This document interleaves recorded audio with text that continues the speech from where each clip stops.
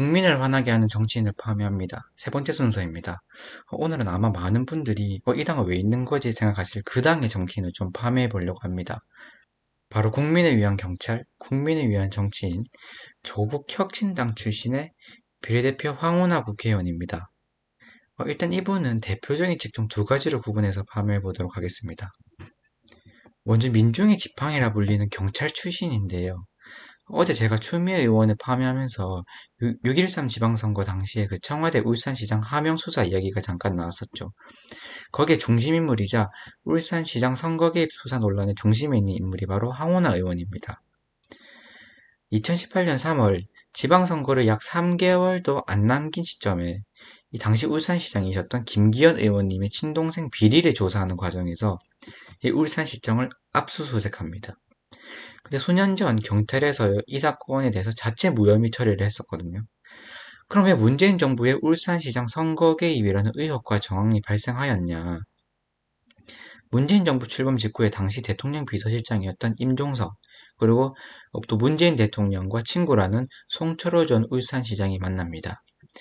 송병기 전 울산 부시장의 업무 일지에 따르면 이 문재인 대통령이 부담을 느껴서 임종석 비서실장이 대신 이 송철호 전 시장에게 지방선거에 출마해달라 이런 대통령의 요청을 전달했다고 합니다.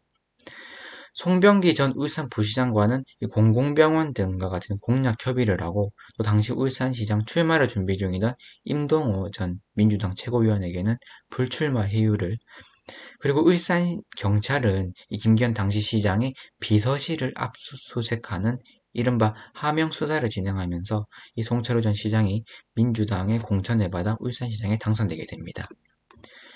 그래서 황운하 의원이 울산지방경찰청장을 지낼 당시에 이 울산지방검찰청의 검사장을 지내신 분은 이 황운하 의원을 가리키면서 자기 출세와 정치적 목적을 위해서 선거를 망치고 또 국가의 기본을 무너뜨렸다 이렇게 강하게 비판을 하기도 했고, 이 울산시장 선거 개입과 관련해 가지고 지금 이 황운하 의원은 1심에서 서울중앙지법이 징역 3년을 내렸는데 서울고법에서는 항소심으로 무죄를 선고하였고 지금 이제 현재 상고심을 진행 중에 있습니다. 그리고 이제 경찰에 있으면서도 여기 보시면 이제 대전 서부경찰서장, 대전 중부경찰서장, 그리고 서울의 송파경찰서장, 그리고 이제 경찰 수사연수원장, 그리고 이제 울산지방경찰청장과 대전지방경찰청장을 지내는, 그래서 이런 분은 어떻게 보면 경찰의 수치가 아닐까 저는 이렇게 생각을 합니다.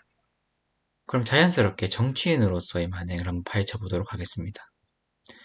근데 이제 이분이 제21대 총선을 출마하려고 이제 경찰 신분이다 보니까 경찰청에다가 의원 면직을 신청을 하는데 이분이 공무원 비리로 조사 수사를 받는 중이었기 때문에 대통령 훈령에 따라서 의원 면직 허용 대상이 아닙니다. 근데 선거관리위원회가 공직선거법 제53조 제4항을 근거로 퇴직자가 아니지만 사직원 제출만으로 이 정치활동이 가능하다 이런 유권 해석을 내리면서 경찰 신분으로 국회의원 당선인이 되는 일이 벌어졌습니다. 그러니까 국회의원 임기를 시작함과 동시에 헌법과 또 국회법의 이 국회의원 겸직 금지 조항을 정면으로 위배되는 상황이 벌어진 거죠. 이 외에도 21대 총선에서는 대전 중구 민주당 경선 과정에서 당원 명부를 유출하며 또 불법 선거 운동 논란이 일었고, 당시 상대 경선 이제 경쟁자 측이 검찰에 고발장을 내는 등 본격적인 어떤 선거 시작부터 이 검찰이 압수수색을 진행하는 이런 어처구니 없는 상황이 발생하게 됩니다. 다만 이 사건은 대법원에서 검찰의 상고 기각으로 무죄가 되었습니다. 근데 이 선거법 위반으로 검찰에 고발되어 있는 사람을 후보로 공천한 민주당은 도대체 어떤 생각이었는지 저는 궁금을 하고, 그리고 2020년 7월 본인 지역구인 대전 중구에 폭우로 물난리가 난 와중에 이 박주민, 최강욱, 김용민, 김남국, 이재정 이런 민주당 의원들하고 파한대소하는 사진이 또 올라왔습니다.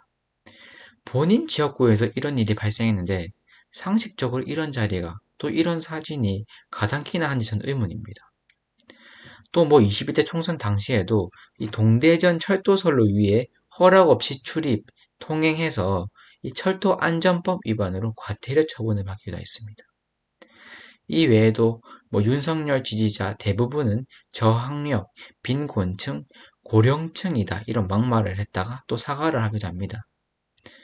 또 그러고는 이제 22대 총선 불출마 선언을 했다가 번복했다가 또 불출마한다고 했다가 민주당 탈당하고 조국 혁신당으로 가서 비례 8번으로 재선 국회의원이 됩니다. 그래서 제가 이제 제목을 법원 들락날락하는 또 다른 국회의원이다 이렇게 이제 제목을 붙였는데요. 이게 보시면 이제 제가 앞서 말했듯이 제21대 국회의원, 이 더불어민주당의 대전 중구 국회의원으로 이제 국회 초선 의원으로 등원을 하고, 그리고 이제 더불어민주당의 대전 시당 위원장을 지냅니다. 그리고는 이제 뭐 탈당을 해서 조국 혁신당에서 비례대표 8번을 받아서 제22대 국회의원으로 재선 국회의원이 되고 현재 조국 혁신당의 원내대표를 지내고 있습니다. 이런 것들을 보면서 저는 더욱이 이 비례대표 제도는 없어져야 한다. 그러니까 본인이 먼저 나서서 범법 행위를 저지르고 이 비상식적인 행위를 자행하는 사람이 국회의원이 되는 이 청렴하지 못한 입법부는 반드시 우리가 손봐야 한다. 저는 이렇게 생각을 하고, 그래서 오늘 황운하 파면은 여기서 마무리하도록 하겠습니다. 갑자기 마무리하는 것 같은데. 그러니까 사실 이제 여러분들이 생각하시는 많은 정치인들이 있을 겁니다. 근데 지금 이제 본격적인 대선판이 시작되지 않아서 제가 이제 기다리고 있는 중입니다. 그래서 더 재밌는 파묘가 될 수 있도록 많은 기대 부탁드리겠습니다.